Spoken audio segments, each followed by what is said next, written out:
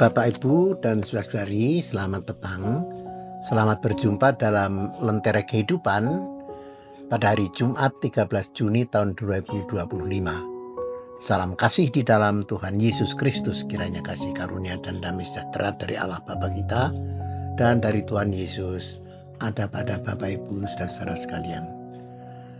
Lentera Kehidupan pada petang ini bertemakan mengembangkan kasih, bukan permusuhan. Mengembangkan kasih, bukan permusuhan. Mari sebelumnya kita berdoa. Tuhan, pada petang ini kami bersyukur karena suasana hati kami tetap Engkau pelihara, tetap di dalam iman kepadamu. Petang ini kami ingin mendengarkan sabda, berfirmanlah Tuhan. Dalam nama Tuhan Yesus kami berdoa. Amin. Ibu, Bapak, saudara-saudari, di dalam tema tadi mengembangkan kasih, bukan permusuhan, kita dasarkan pada Injil Yohanes pasal 18 ayat 36. Yohanes 18 ayat 36. Begini, jawab Yesus, "Kerajaanku bukan dari dunia ini. Jika kerajaanku dari dunia ini, pasti hamba-hambaku telah melawan, supaya aku jangan diserahkan kepada orang Yahudi. Akan tetapi kerajaanku bukan dari sini." Demikian Yohanes 18 ayat 36. Pada minggu-minggu ini, kita masih dalam suasana Pentakosta, suasana sukacita perayaan atas turunnya Roh Kudus.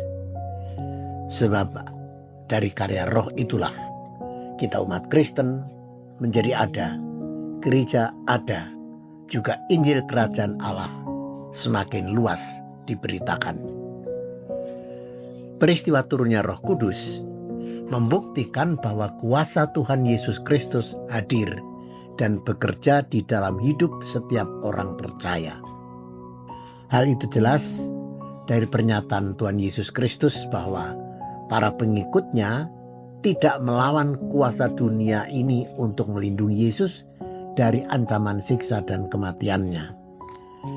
Peristiwa itu juga menunjukkan kebenaran firman Kristus sendiri, sebagaimana tadi dinyatakan Yohanes 18 ayat 36, yang ketika itu Yesus menyampaikannya kepada Pontius Pilatus ketika dia sedang diperiksa, diadili.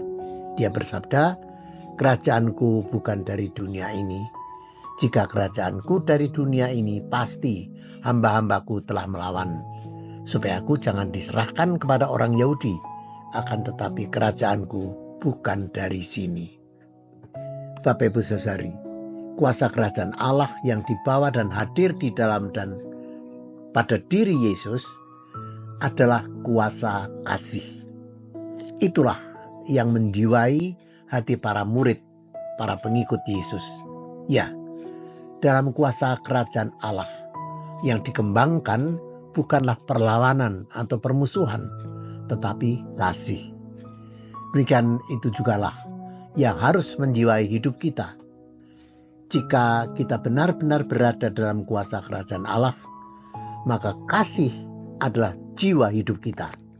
Kasih adalah praktek hidup kita.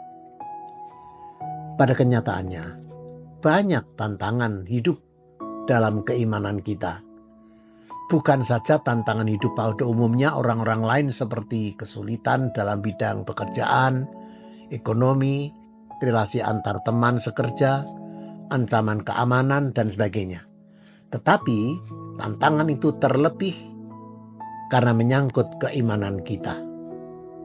Adanya gangguan, bahkan hambatan beribadah umpamanya, hambatan karier dalam pekerjaan, kebencian orang lain terhadap kekristenan kita, dan sebagainya.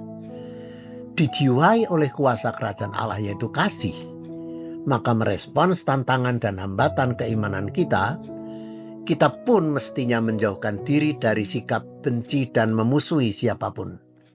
Sebaliknya tetap menunjukkan kasih. Marilah kita terus membuka hati menerima kuasa Roh Kudus, supaya tekad kita hidup dalam kasih bisa terwujud dan terus-menerus kita kembangkan, bukan saja kepada orang-orang terdekat kita, tetapi kepada semua orang di semua tempat.